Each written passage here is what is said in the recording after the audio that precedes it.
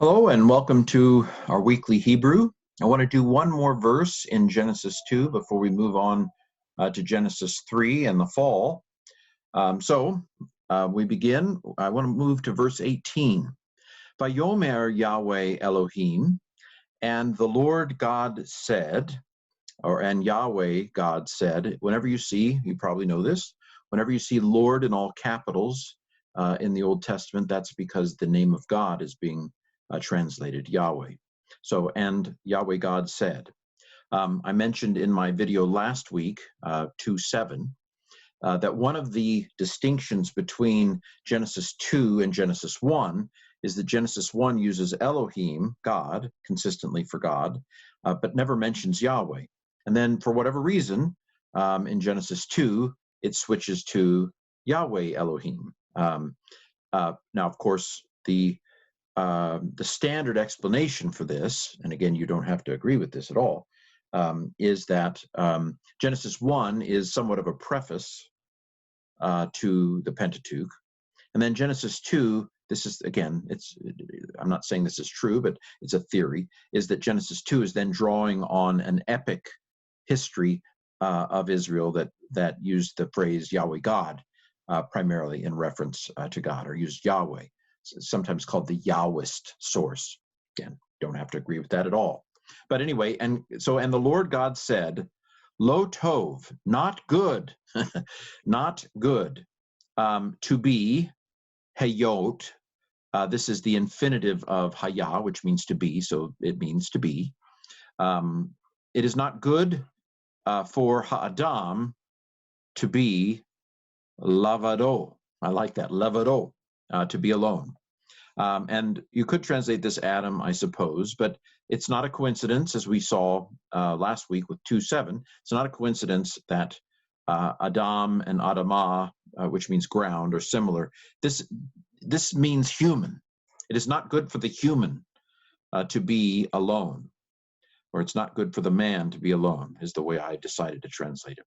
Lavado is very interesting. La means to. O means his. So to his alone. I mean, alone works just fine, but it's a fun little word, levado. So, and God and Yahweh Elohim said, it is not good for the man to be alone. So let's do something about this, shall we? Se. I will make.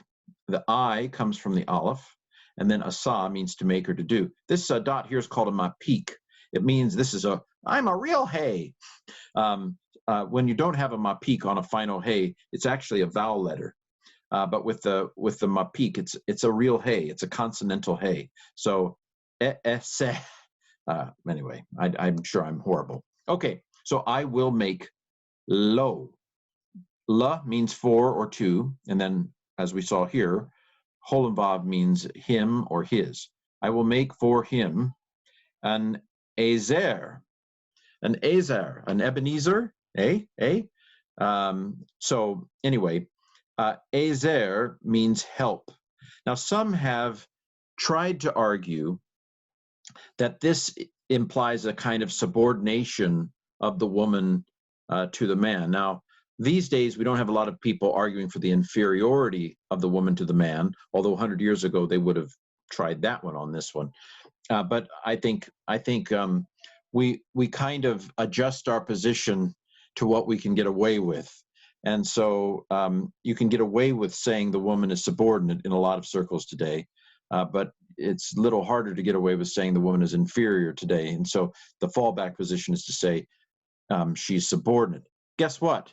It doesn't mean that. Because in the Psalms, Psalm 33, Psalm 115, there are lots of Psalms that say that God is our help, that God is our Ezer.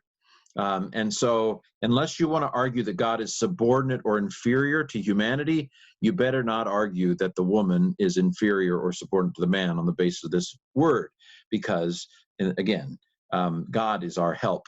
A superior person can help an inferior person. So is this saying that the man is inferior to the woman? I mean, it's not saying that either. Both of those lines of thoughts are not supported by this word, which simply means somebody who helps.